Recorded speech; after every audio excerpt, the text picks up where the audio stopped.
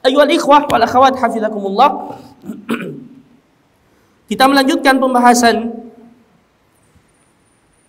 tafsir kita dan tadabbur dari surah Asy-Syams, surah yang ke-91 yang terdiri dari 15 ayat.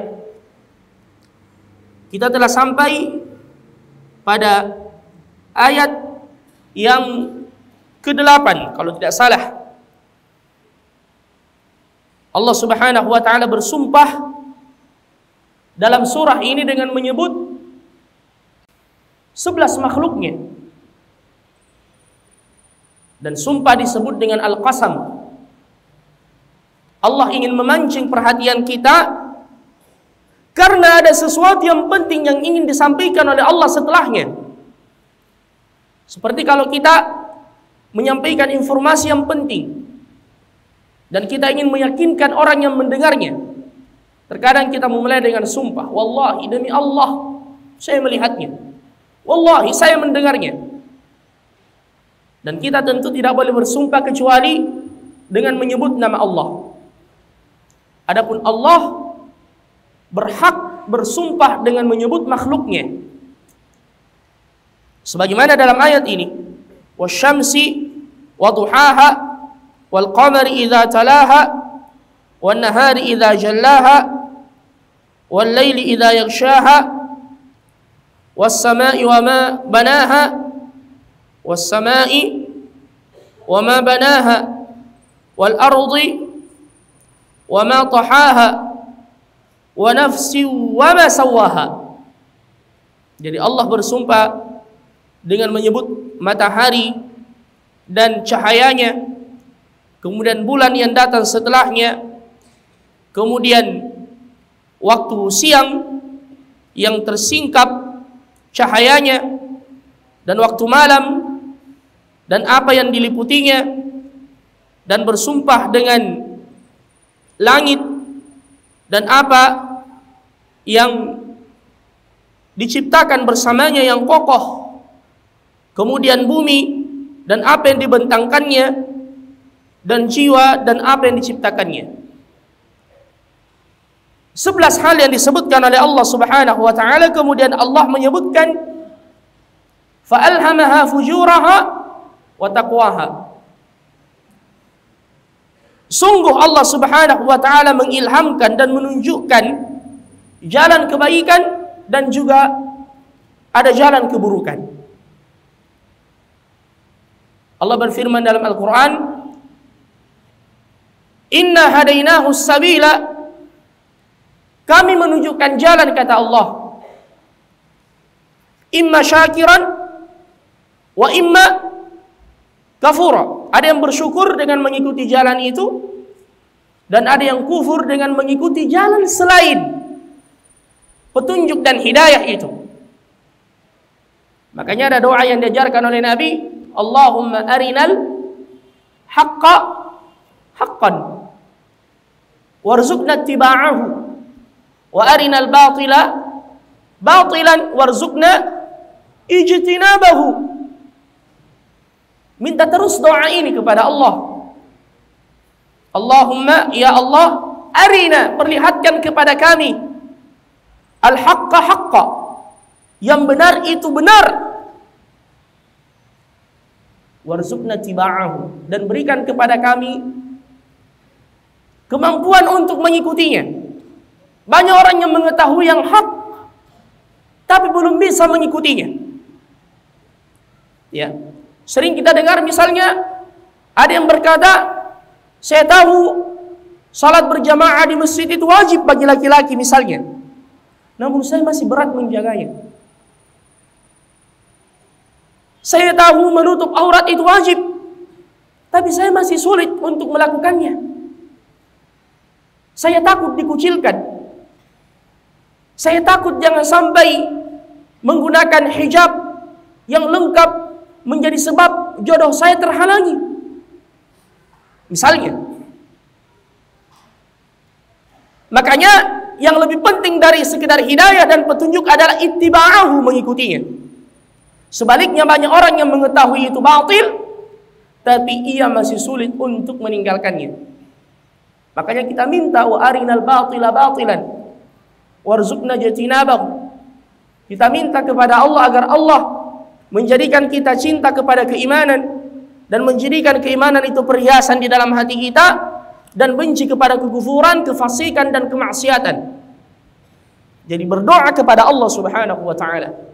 Minta kepada Allah Subhanahu wa taala agar kita ini cinta kepada keimanan, agar merasakan kelezatan ibadah, agar merasakan kelezatan tilawatul Quran, agar merasakan ketenangan bersama dengan orang-orang soleh.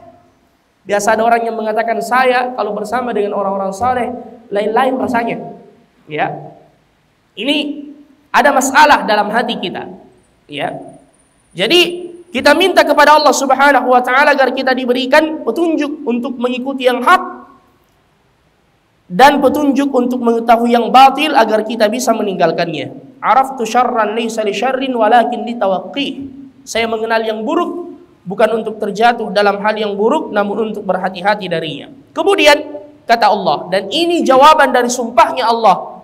Ini yang hendak disampaikan oleh Allah. Ini inti pesan dan wasiat yang Allah ingin sampaikan kepada kita dalam surah ini. Allah berfirman, qad, sungguh. Jadi kata-kata qad itu menunjukkan penegasan.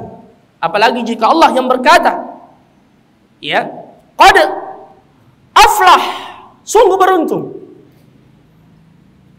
Apa yang dimaksud dengan al-falah? Yang dimaksud dengan al-falah yang setiap saat kita dipanggil 5 kali sehari semalam, hayya 'alal falah. Apa artinya al-falah? Al-husulu 'alal marghubi wan najatu 'anil marhub. Itu definisi dari al-falah. Al-husul 'alal marghub, mendapatkan apa yang kita harapkan. Saya tanya antum semua, apa yang antum harapkan datang ke tempat ini? Al-jannah, pahala, surga, rahmat Allah. Dan apa yang kita takutkan? An-nar, neraka. Jadi itulah keberuntungan. Makanya Allah berfirman dalam Al-Quran, faman zuhziha 'anil nar, siapa yang diselamatkan dari api neraka, wa udkhilal jannata, kemudian dia dimasukkan ke dalam surga, faqad, sungguh dia telah faz, beruntung. Itulah keberuntungan yang hakiki, keberuntungan yang luar biasa. Jadi Allah mengatakan qad aflaha man, siapa, zakkaha, yang mensucikan jiwanya. Allahu akbar. Orang yang beruntung adalah orang yang mensucikan jiwanya. Bagaimana cara kita mensucikan jiwa ini? Dengan keimanan kepada Allah, dengan ketaatan kepada Allah, dengan salat yang kita tunaikan, puasa yang kita kerjakan, sedekah yang kita keluarkan, al-amru bil ma'ruf wan nahyu 'anil munkar yang kita lakukan, kemudian birrul walidain, berbuat baik kepada orang lain. Semua amalan soleh mensucikan jiwa kita. Qad aflaha man zakkaha. Dan amalan soleh serta ketaatan itu menambah keimanan kita. Makanya definisi al-iman adalah al-qawlu bil lisan wa i'tiqadun bil janan wal 'amalu bil arkan, yazidu bi ta'atir rahman wa yanqusu bi ta'atis syaitan. Ini definisi al-iman. Qaulun bil lisan, ucapan dengan lidah. Tidak cukup sampai di situ.